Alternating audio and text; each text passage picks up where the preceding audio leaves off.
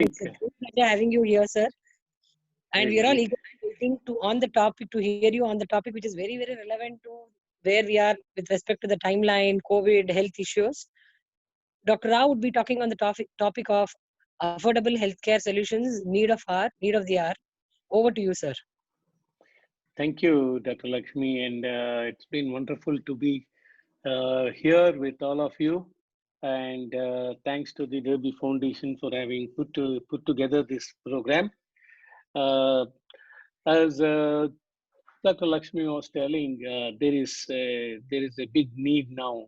The need of the hour is really healthcare, and this healthcare is something which has become such a expensive commodity that world over everybody is looking at how can we make this affordable. So that's why I picked this topic, affordable healthcare. So let me quickly get to the this one. So I used to work for companies like Philips and Ericsson and all that in the past, and I was the technology director at Philips Healthcare in India.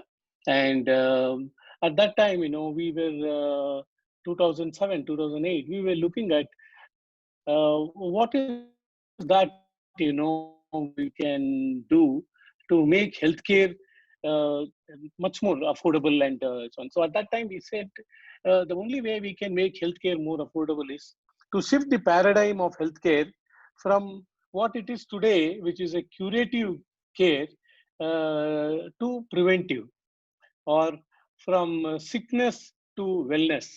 That was the thought process. And later on in 2010, when this report was published by WHO, our thought got reconfirmed that yes, this is the way to go. And if you see here, that is exactly what they say. The managing the mismatch in a healthcare system or medical device, the critical things are, crucial things are the four A's. What are they? They are the affordable availability, accessibility, appropriateness of the technology, and affordability. Affordability is put in the last position. That is very, very important thing to notice. Affordability cannot come without making things available at the right time, at the right place, at the right cost price. So that is where we need appropriate technologies to handle this. And that was a reassurance of my thought. And immediately in 2010, I quit my wonderful job of being an innovation manager at the Innovation Center, and said that we should do something for us, for me and my community. And that's how we started with the companies, which I will come to a little later. So, looking at the things, like there are two types of disease burden. One is the communicable diseases, like for example, chikungunya, dengue, and now COVID. These are all a passing phase, I would say. It is there, okay, and it becomes worse for a period of time, but then it will recover, and then people will forget it. How many of us have forgotten plague? How many of us have forgotten all those deadly diseases which are there in the past? Even TB, to that extent, a lot of them have, it is difficult to see if there is people suffering with that. Malaria, so many things. Likewise, even chikungunya and dengue, every season, they come, then they go away. But whenever it appears, it looks very severe. Same thing happening with this new COVID virus fever, and I'm sure if we are taking care of it properly, then we will be out of this danger. But the things which we don't have much control, or the ones which cost us a lot, is the non-communicable diseases. Like the two big non-communicable diseases, diabetes and hypertension. And in India, you see the numbers are very glaring. 65 million people are diabetic, 234 million are hypertensive. These diseases are like the mother of all other problems. Okay. So if you see, if the person has diabetes and not managing their diabetes in the right way, they get some sort of a wound or something, then they lose their limb because of gangrene. And in India, every 30 seconds, somebody loses their limbs just because of this problem of diabetes. 24,000 people lose their vision every year. They become blind. And 38,000 people lose kidneys and they have to go for dialysis or transplant. And major heart complications are all linked to the diabetes or hypertension. Hypertension is very, very much, leading to heart complications. Now, what does it mean? For an individual, definitely it is a disaster, and for the family. But then for the government also, it is a big loss because the government loses a lot of productivity. We say that we roughly, $236 billion are lost because every year because of diabetes or hypertension. And what we are spending is hardly anything, not even a percent of it. So this is the big issue. And how can we manage this? If we can, all these diseases, we will see at least two cases. One is the ophthalmology, the other one is the nephrology, where, if you could have detected the problem in an early stage, you could have managed it better. You could have saved them from what do you say, acute stage, leading to a lot of disabilities. So 80% could have been avoided if you could have managed a little early. And this is what, made me think about what can we do? How can we do this? Then there is another complication with that these non-communicable diseases, as we say, NCDs, they get worse due to stress. So it is not like, you take medicine, then you are fine. It is also because of the stress, this can become much more worse and unmanageable. So there is also a need to take care of the mental health, and that is another big issue. If you take just one analogy, like 200 million people in India need some or the other form of eye care, and what we are doing today is only addressing 10% of them, and the remaining 90% is going untapped. What is the problem there? That is, again, goes back to the 4 A's. That is, we don't have the accessibility, availability, appropriateness, and affordability. That is the one which is causing this mismatch. So you see a hospital, and I'm sure you would have all seen how the hospitals are. In the hospital, there are four main sections. Okay, I'm talking about the tertiary care. The outpatient is the one where you are getting into the hospital, the registration, then consultation, all this is done in outpatient. Most of the time, 60% of the population who go to the hospital will just go to the outpatient department and get out. Okay, that is the one which is very busy. But then what do they charge for consultation? Maybe 100 to 500 rupees. Okay, and that is one part. That is this is the region which will be always very busy. Then there are another 30% of them, who are 40% of them who are actually having some other complications. So they might have to get some sort of a treatment or a therapy. So they get into the inpatient. So they get admitted, and then there is some procedure which would be done based on the problem. They use the operating theaters and then also this intensive care units, and that is the population which will actually get more money revenue to the hospital, and the hospital sustains with this population.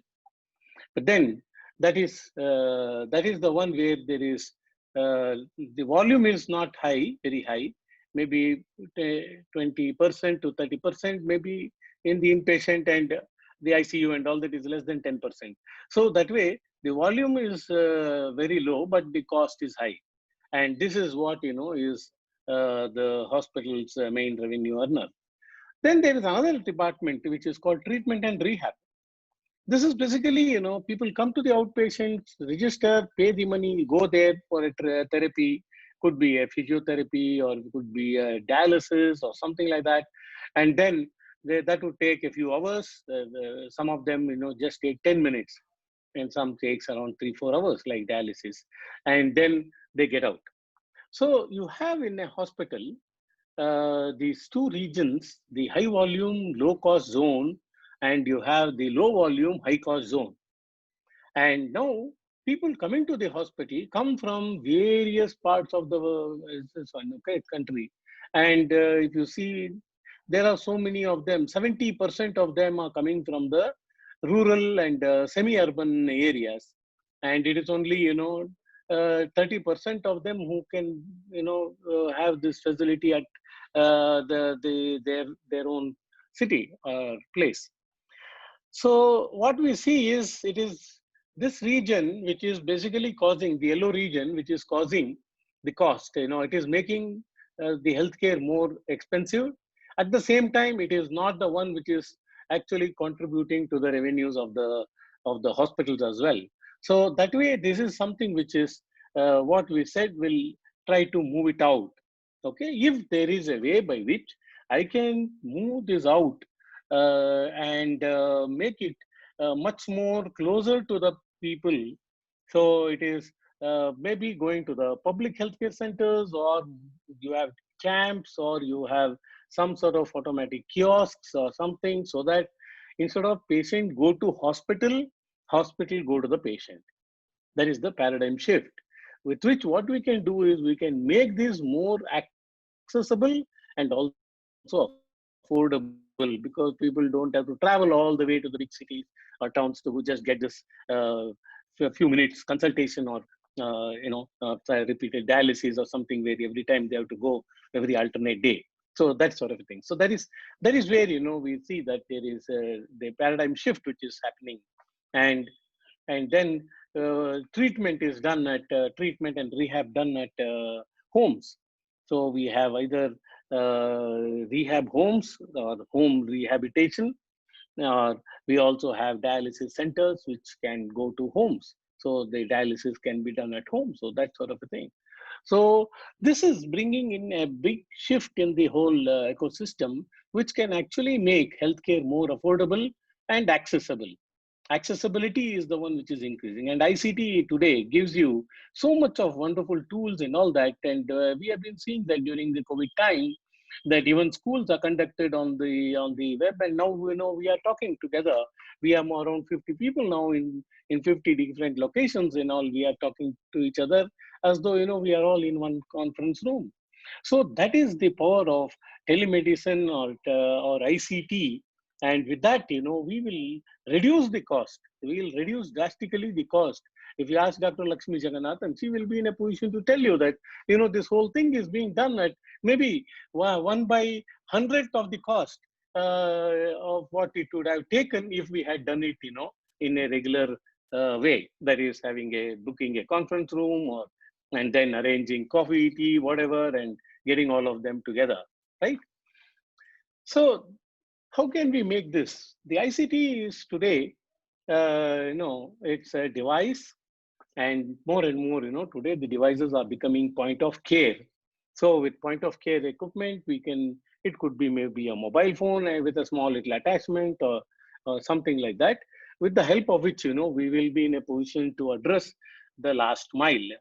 And what is needed in this device is that we need to have, of course, connectivity is the main part of it. Connectivity, I mean to say, it's multiple modes of connectivity. Like you have the mobile, you have the Wi-Fi, you have Bluetooth, all sorts of connectivity, so that you can make all sorts of networks. And then the user experience is a very, very important aspect in this world, because that is how we can actually make people to use this. We can influence people to change their health seeking behavior, which is very important. And that is why we need to really work a lot on the user experience designs and human machine interface. And the device testing and test automation, that is also very important, because all these devices now are being used by less trained people or individuals or the patient themselves. So we need to really see that this is very, very, very well tested. And then on top of that, we have this whole lot of apps which have been developed and getting developed, like mobile apps, which are all cloud enabled, and also have social media integration. Okay, I can have a group of diabetic patients in a particular locality, Or I can have a group of old people, who are actually having some sort of a problems, and then they would like to share their experiences among themselves, and they feel very free to do that actually, and also get a sort of an assurance that, oh, I'm not the only one. There are so many others having a similar problem. So that sort of a psychological this one can be done if we have a good app which can actually help them to get in touch with their friends, having similar problems. Then machine to machine communication. So apps can also talk to various devices, and then do the whole lot of automation, which we will see in the next slides. Services are the things which are developed on top of this. Now that you have a lot of data, and we have the EMRs or personal health records, which is Aadhaar enabled, so that we can actually they get the reimbursement, and also get monitored very closely. They can get reminders, all that stuff, and medicine can also be delivered to them. Everything can be done very seamlessly once they are all on a common platform, and that is where we see a lot of services to be which will come up, and some of them we have tried. So that is the thing. So this is the general architecture what we see for any of this ICT. Okay, now applying this to eye care.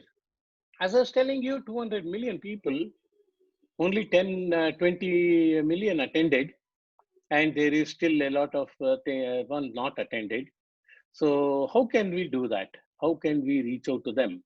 If you see a regular eye hospital, in any problem with eye, you have to go to an eye hospital, and obviously in eye hospital you have so many different equipment, and there are so many different technicians, and these equipment are predominantly optical equipment, so they are actually very sensitive to this one. So you cannot move an equipment from one table to another without the permission of the manufacturer. So that is how these equipment are. It's very sensitive, and it is also very much they lose calibration, and then it's no more of any use. So that is why we see that these optical equipment are very fragile, and so now the question of can we take this and reach out to people, like I was telling in that slide, instead of patient go to hospital, can hospital go to the patient? What I mean to say is the outpatient department, that is, which can it be moved to the closer to the patient? So that was very difficult when you talk about eye care. So what we said is there is also procedures which actually make them to be at the hospital, because there are people to get the image of the back of the eye, which we call it as the retina. You need to dilate the pupil. Otherwise, you have to image, you need to flash some light, and that will immediately the eye has two shutters, one is the pupil and the other one is the eyelid. So both close.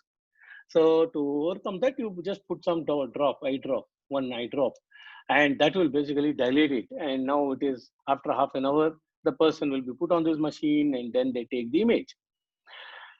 Some people are allergic to this eye drop. They start getting rashes. Eye becomes red, and all these sort of things. And then there are some people who don't get back control of the eye even after 2-3 hours.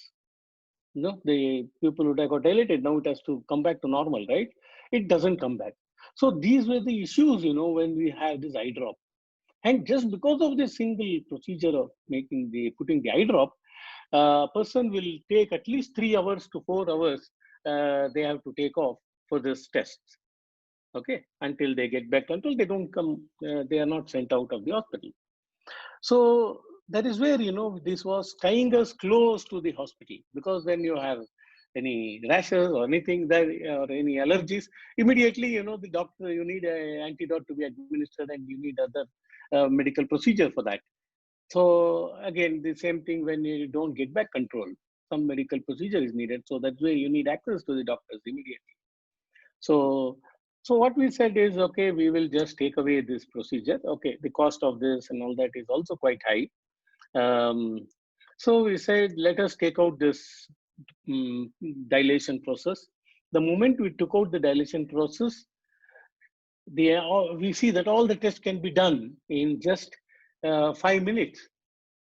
And what we did is we put all this imaging into one camera and one device. And that is what we call it as trinetra. And it is a, we say, non-medriatic device which can actually do the test of anterior segment imaging, which what the slit lamp does, the corneal imaging. It can do refraction, it can do retinal image without eye drop, okay? And it can also do the test for glaucoma, like, the intraocular pressure. So all these, done in one device, and it comes at one-tenth the cost of all these put together. So with that, we are in a position to now have a simple device and can be operated by a technician or a driver who is trained for around a few months, and that can now be reached to the people and wherever they are. So in the field, you have the Trinetra, and then all these information is uploaded into the cloud, and at in the there we can triage this, saying okay, which are the normals, which are the abnormals, and those which are having some indication of having some problem, even though we don't directly tell the patient that you have a problem, but those images will be sent to the right type of doctor on the other side. Okay, if it is a glaucoma anomaly, what we found, we will send this case to the glaucoma specialist. If it is a diabetic retina, then we send it to the diabetic retina specialist. If it is a cataract, then you send it to cataract doctor. So that way, you are in a position to connect them to the right type of doctors at any wherever they are. Okay, and they can report from any form factor, either a computer or a mobile phone or a tablet or whatever. All our software works on all these form factors, and within 30 minutes, we are in a position to close the loop, and then the technician who was operating the machine gets the report, and all that they do is they print out that and give it to the patient. Okay, so that way it's a treatment. They are getting a consultation, high class consultation at their village or at their small little PHC. So that sort of a mechanism is what we have built in. And now, by doing so, are we taking away the business from the hospitals? No, we are actually adding more to the hospitals. Well, today, what used to happen, what is happening? Everybody, who has some problem will immediately go to the eye hospital. And those who don't have problem also on a regular checkup, they might go to the hospital. And that is going to clog the whole system. Okay, and you can see that now in the last 3 months, people have not been in a position to go to the hospital because the eye hospitals and dental and all are not open. Okay, because of the lockdown and social distancing and all this. So imagine if this sort of a situation, if we can have this mobile clinics, there you can do a lot of social distancing. In the city, where you have these hospitals in the middle of the city, it's very, very expensive for somebody to have a huge waiting area with social distancing and all that. But in a rural area or some place, it is much easier because there is a lot of place. So on the mobile van, we have the trinetra, and then the screening is done, and only those who have problem will be asked to go to the hospital. So you're almost filtering 90% of them or more, in fact. So that way, people are getting attended. At the same time, they are also, getting to go to the hospital if only in case they are needed. So if it is something to just continue the eye drops or just administer some eye drop or something, then they can actually give a e-prescription from remotely, and then they can manage without even going to the hospital. So that sort of a thing, will actually make it more accessible and affordable for the patient as well as for the hospital. Similarly, we have medical camps, we have home screening, we have vision centers, we have GP's office, which is what we have in the US. We have put in a lot of GP's office, where they are Trinetras. and then diagnostic labs and opticians, and also, diabetic centers, in dialysis centers, we have been in a position to put these devices. And why do you need that? Because these are the people, who are at a high risk of getting diabetic retinopathy. The done person who is going to a diabetic center is sort of, maybe they are going for a repeated checkup. But then for them, eye is one of the most important thing. So for sake of getting that eye test done, they had to go to the eye hospital. But now what happens? Instead of the patient going to the eye hospital, we have put the trinetra in the diabetic center. So they do the screening. The imaging is done by the diabetic center by a technician, and only the images are sent to the eye doctor, wherever they are, and the diabetic retina specialist can report remotely, and they in the same consultation, the counseling, all these will be done by the diabetician. So that way, you see that you are reducing the people movement and also the time for the counseling. So that sort of a thing, is very popular now, and we have more than 400 centers like that, which we have created with our Trinetra. And then, if you see this method, what we initially thought was this is all only for India. And then in 2013, when we put this product in the market, we first created different value chain, different models of reaching out, and then we found that this is more needed by the even the Western world, in US, in Europe, and all that. So today, if you see, we have more than 4,000 installations in around 25 countries, and we might have touched more than 5 million lives with our device. So that way, it's a truly, made for India and from India product. Okay. So what I mean to say is that affordability is not only for India, it is also for the rest of the world. Everybody needs affordable care. So that is the bottom line. Okay. And for pediatrics, we saw, okay, this device, what we have, can do the job of all the things in one, but will it suffice the other category of people like pediatrics? So pediatrics has a different problem from what adults have, and they have the problem of squint or lazy eye, and that leads to refractive errors. So we needed a separate type of a device for that, and then our idea has been to see how we can do that. So if you see this picture at the bottom, there is this kid which is having a squint, and then what they do is the squint eye is called as that is the weaker eye, and then there is the dominant eye. So what they do is the dominant eye will be patched like this, and then for a week you leave the kids with the patch, and then after that you will see that the weaker eye would have taken over, the muscle would have got trained, and then it becomes normal. So there may be multiple sessions of patching and unpatching, and this is what the doctors, pediatric ophthalmologists can do remotely. And there can be an Anganwadi or some health worker who is taking this device and doing the imaging.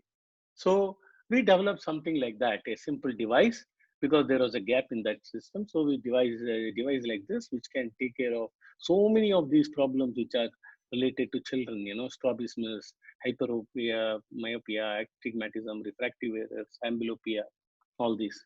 So that way we could reach this, and the person, an Anganwadi worker can actually operate this device.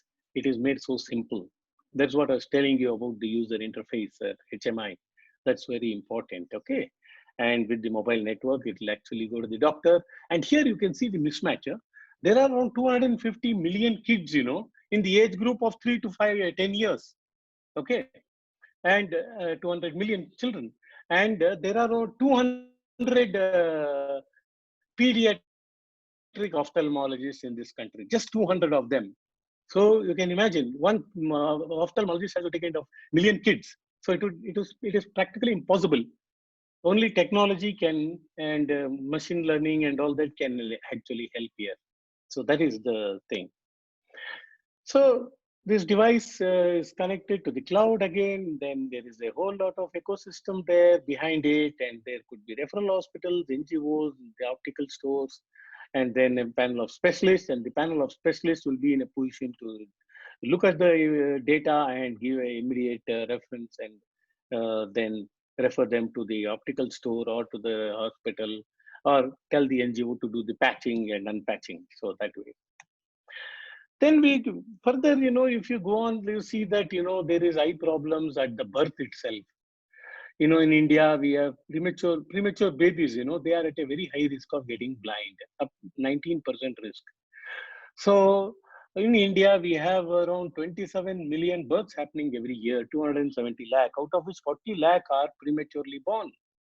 In this 40 lakh, if you take around 19%, they are at risk. You have to screen all 4 million of them, 40 lakh of them. And again, the same problem. These are 200 pediatric ophthalmologists, and how will they be in a position to attend this? And here, the problem is much more real time, because within the first 6 weeks, if the baby has this ROP in stage 4 or 5, they need to do a laser, and then they can save the baby from getting blind within the first 6 weeks after birth. So imagine, as such, this baby is born prematurely, born in 32nd week or earlier, and 6 weeks is 38 weeks. That is the time normally what the baby is supposed to be born. But then that small little baby, the mother has to carry that, go to the hospital, get the treatment, laser done, and all that. Even for screening, if they have to go, it is a very, very difficult one. So that is why we said we'll make a portable, small little camera which a technician can use, and they are in a position to screen that in the NICUs. In India now, with ASHA network and all that, the NHM has done a great job. Most of the births, preterm births happen, 95% happen in institutional one. So they go to the SNICUs. There are in Karnataka, there is 27, 28 SNICUs. Okay, these are special NICUs where these preterm babies are born, or all the high-risk pregnancies are delivered. So for that, the technician will go there and then screen the baby, and remotely, this is how it is. So the screening is done at the NICUs, and then the images are uploaded into the cloud. There we actually do a triaging, see whether there is a problem of ROP or not, retinopathy of prematurity. Okay, and then only those problem cases are sent to the doctor, and the doctor is in a position to see on the mobile phone and immediately say whether what stage the ROP is, and based on which there's a workflow engine which will actually schedule the next visit to the hospital, district hospitals, or wherever the specialists are, and then if needed, the treatment has to be done. Then laser treatment they will be done at these hospitals. So that way, the entire workflow for around 6 years, the baby is actually monitored. Once the treatment is done, after that, again, there are chances of recurrence. So there will be a checkup after 6 months, and then, consecutively, few more checkups, all that. So the entire thing is workflow is automated and all that. And today, this is available to all the kids in Karnataka and Kerala. So every year, we screen all the babies which are born in these SNASUs at a very, very affordable cost. And with, of course, collaboration with hospitals like Narayana, Netralaya, and all that, and Karnataka government, and make this very good, this one, available to the all the section of society. It is all inclusive, okay, for everyone. So once you're talking about screening, okay, you do screening at the doorstep, as we say. The next thing what will become important is, okay, there is a diagnosis to be followed up, right? So can the people afford follow-up if it is done only in cities? So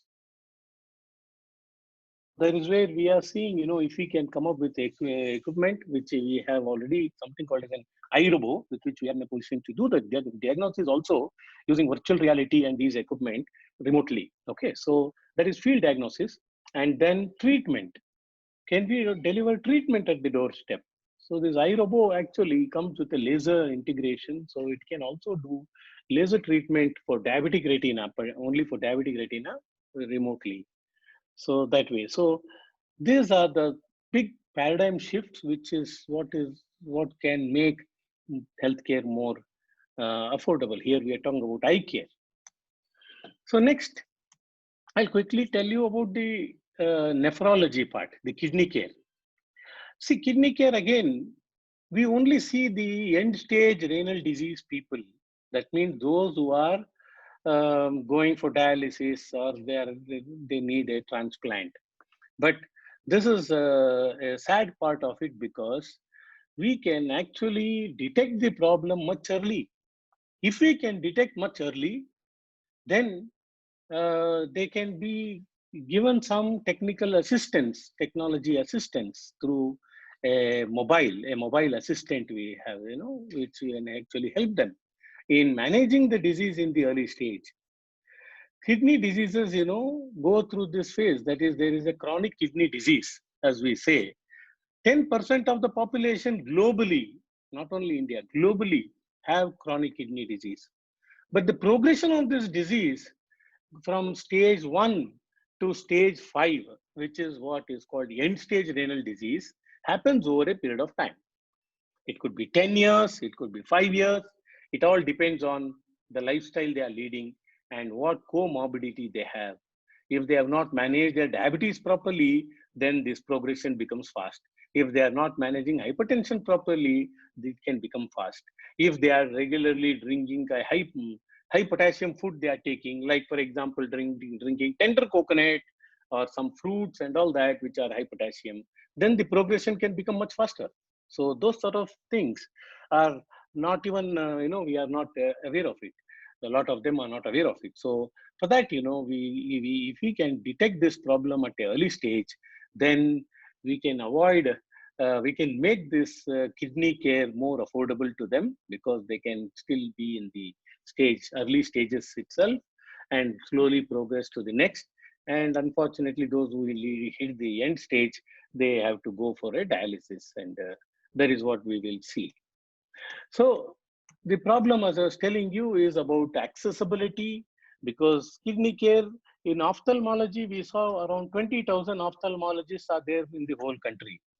While in the kidney care, there are only 2,000 nephrologists for the whole country, just 2,000 of them. Okay, and 80% of them are in the cities, and the population which needs kidney care, 70% are in the rural area. So this sort of a 80-20 mismatch is there even here. Okay, so that is what cuts the accessibility, and that is where our ICT can come into play. Then the awareness aspect, as I was telling you, we own this disease being very asymptomatic. They don't get any sort of an indication that they have a kidney failure, that's chronic kidney disease, until they have reached the end stage. And at the end stage, it is highly irreversible because almost, one kidney would have totally got damaged, the other kidney more than two-thirds is damaged. That means only 15% of the kidney function is left over, okay, at the ESRD stage. So that is why, they have to be put on dialysis or they have to get a transplant. So this is a pity. And if they had known that they have chronic kidney disease in stage 1 or 2 or something like that, then they could have taken care of it much better.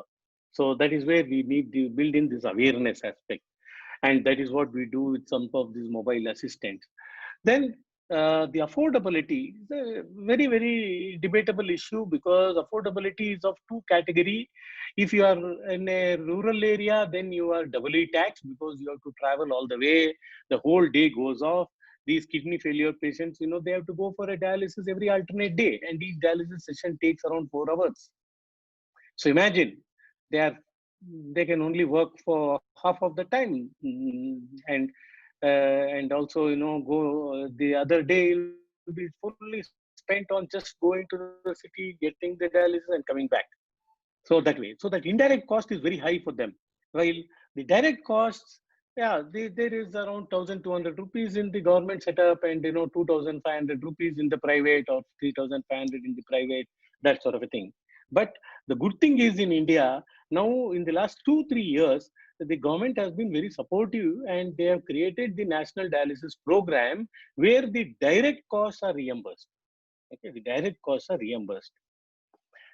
So still the indirect cost exists. So that is why you said, okay, let us do something about this. And then we said, okay, we have to come up with an innovative and inclusive solution for a comprehensive renal care. That means early detection, disease management, and treatment. Then the mission, how we do that is by early detection, the mobile apps and point of care for that. Then disease management app, which is basically the companion app, which we say it's a mobile assistant. And then, for those who have this one, we do dialysis at their doorstep. So we can make dialysis available at their homes or at the PHCs. So that is the thing.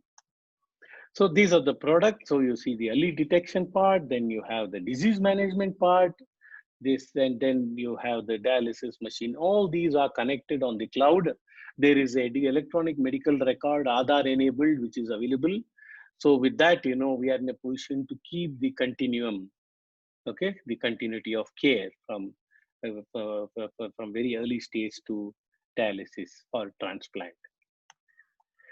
So this is a very unique solution what we have done, and in the world we are one of the first to come up with such a comprehensive care, I would say. And then how do we reach out to the people?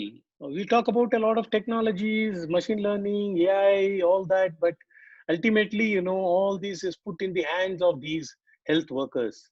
And these frontline health workers, they have a kit which they go to this place, door to door, and screen the people there at home and build the entire medical record for them. And in case they need, they distribute medicine for diabetes and hypertension, and then iron tablets for the anemic patients and all that. So that way, we are in a position to reach out to them in a much bigger way.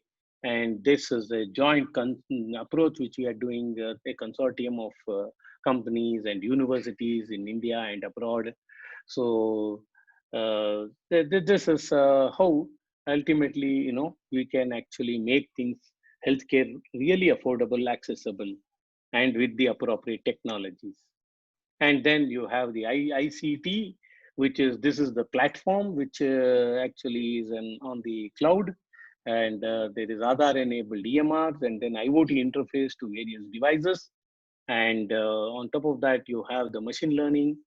It's an open Hadoop architecture. And then we also have e-learning to train the doctors, nurses, paramedics on new procedures. And on top of that, we have various applications we have developed for cardiology. Just, you throw an ECG to the cloud on this platform, and it will come back to you with a report. You throw a retinal image, then it comes back to you with a report saying whether you have diabetic retina or not. Then we also are working on nephrology, where chronic kidney disease, some of the things, you just give the data, it will automatically give you a report. Such sort of a thing. And, of course, you need some subscription for that, and that will be charged. Okay. So the last slide, multi-parameter monitoring, where, this is something which we call it as the Door to Balloon Alliance in the US and Europe. They have this for cardiology, cardiac emergency care. So it is not very, very far off, where we can see that even in India, we are looking at how we can start implementing this. And, whenever somebody gets a palpitation or gets an arrhythmia, immediately, emergency care can be reached to them. So this is what I thought I'll share with you all. And we'll be happy to take questions. Sir. It was a wonderful presentation, sir, like covering up different aspects of the hospital settings. And already there are questions are lined up. I'll start reading out the questions. Maybe you can answer the question. Sure. So the question is from Masida. They have been developing a patient transfer device for both bedridden and wheelchair users to move their desired Okay. locations. How does the growth of patient handling devices in healthcare sector? Yeah. See, that is a very good one. I think we badly need this for geriatric care. So what I see is that it is the mindset. Before you introduce it, people will say, "Oh, this is very complicated. This is so dangerous. If something happens, what will I?" All that. But if there are protocols, what we call it as the CDCs. So there are this Center for Design Control, Disease Control. So we need to create a CDC for that. Okay. And when we did this Trinetra Neo, we had a similar problem. Always, it was only the ophthalmologists who were handling that device. But then, as I told you, there are only 200 ophthalmologists, pediatric ophthalmologists, and they cannot go to each and every NICU. So we said we have to transfer that to the technician. Then they said, no, no, it will touch the eyeball and all that. So they need, and then they put pressure also that will damage the eye and all that. But then we went to the CDC in Australia, the university, they do that. There are so many CDCs. So, and approached them, and they came, examined, and wrote down the procedures, interviewed, and came up with a SOP saying that this is the way it can be done safely and properly technically. So that CDC, once it is published, everybody will accept it. So that is the thing I think we need to do here. Okay, sir. And the next question is from Ambujam. What is the cost of Trinetra? See, Trinetra is a device which is all in one, and today it is available at starting from 3.5 lakh rupees. Yeah. Okay. And so the next question is from Shyam. What are the general certifications does hospitals look into a product before using it? Yes, very good question. In India, we didn't have, or we still don't have, a mandatory certification process. But what we do is, in the lack of that, we use the US or the European standard. European standard has been more dominant, and we use that, what we call it as the CE. Okay, CE certification. That is the ISO BSI standard. So as per the ISO standard, we have the ISO 13485, which is basically a standard for manufacturing, design, development, and all that.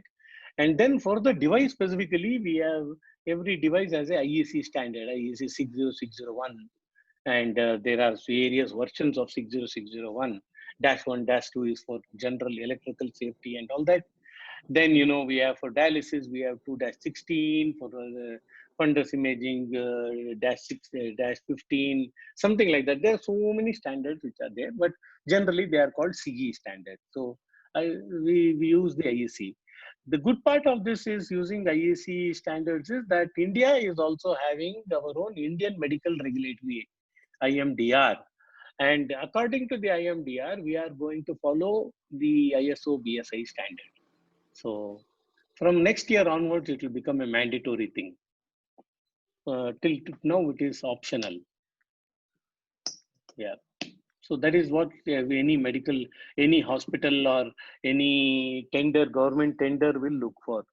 Do you have a CE standard, CE marking? They say, then give me the number. Or you have, is your process as per the ISO standard, ISO 13485? That's what they ask. Okay. So the next question is from Dr. Lakshmi Jaganathan. I am sure you would have had huge challenges in this journey. Any one story as how you overcome? Oh yes, so it has been always a challenge. Yeah. See, there are certain things like lack of standard in a country makes the entrepreneurs and people like us, in medical device space, very, very vulnerable.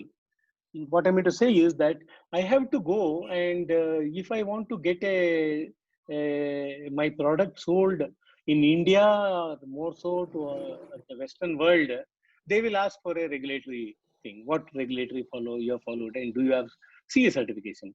CE is predominantly European.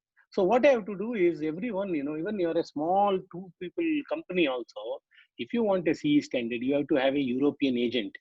Okay, so you have to keep paying some money to the European agent for setting up putting an application, because you can't put an application for European this one from India. It has to be done by them. The agent has to do it. So they will apply, and then we have to go according to their whims and fancies. Okay, so, for a lot of it is they say, oh, India, that lab is not accredited. This lab is not having that for this particular standard. They can't do all that. So there is so much of back and forth happening, and we end up, spending a lot of time, a lot of effort, and delays in for launching the product.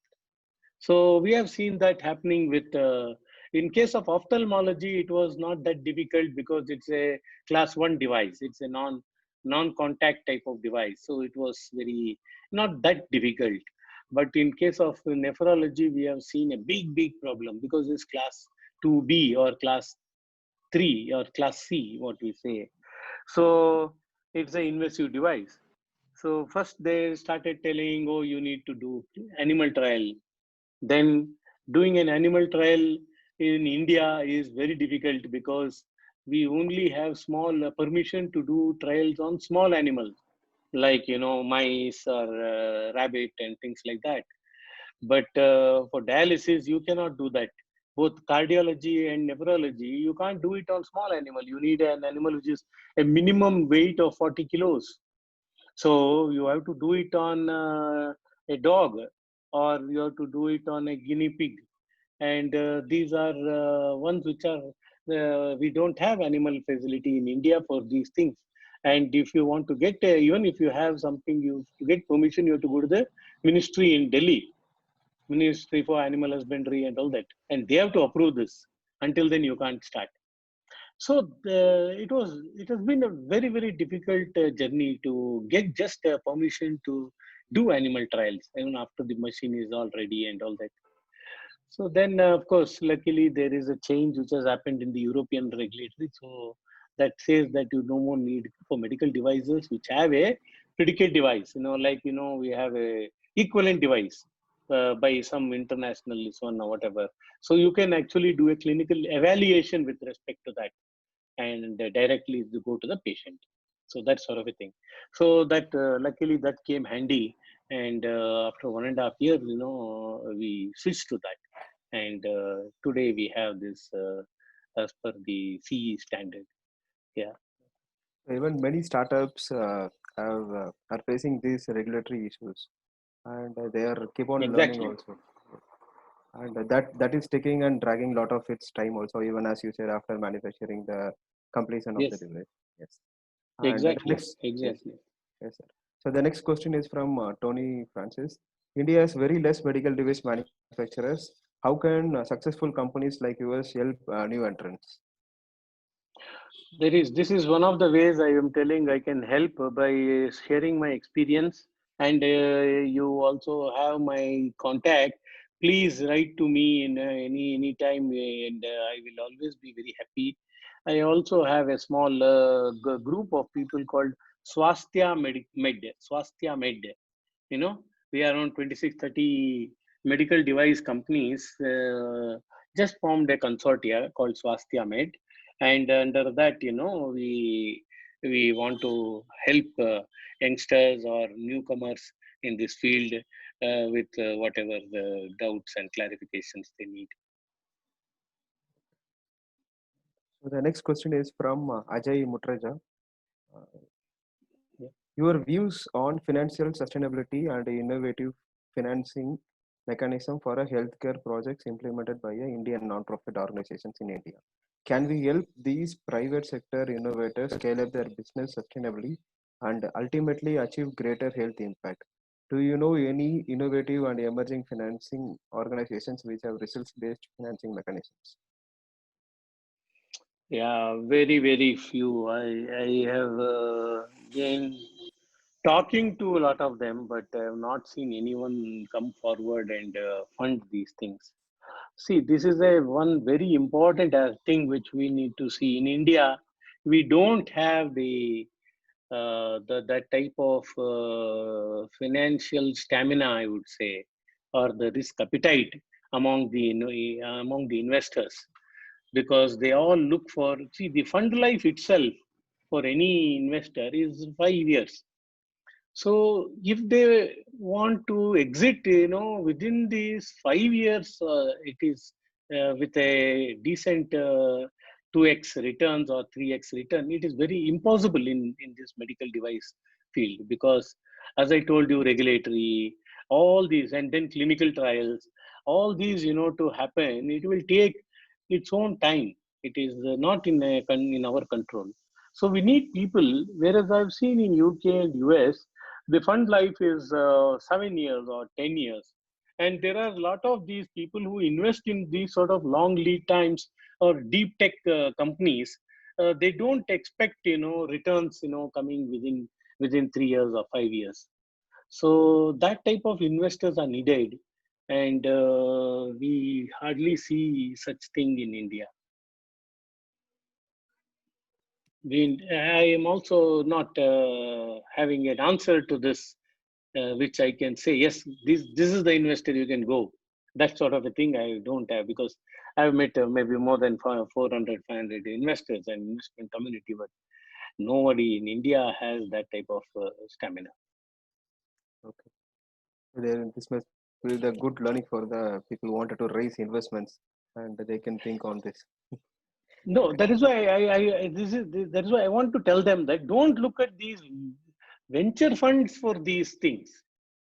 You always depend on, you always go for, there are a lot of government loans, grants, all that available. Hmm? Like Dr. Lakshmi Jagannathan, she is running this program, and the DST is supporting those sort of prayas, and so many of this. India, Invest India, there is a fund.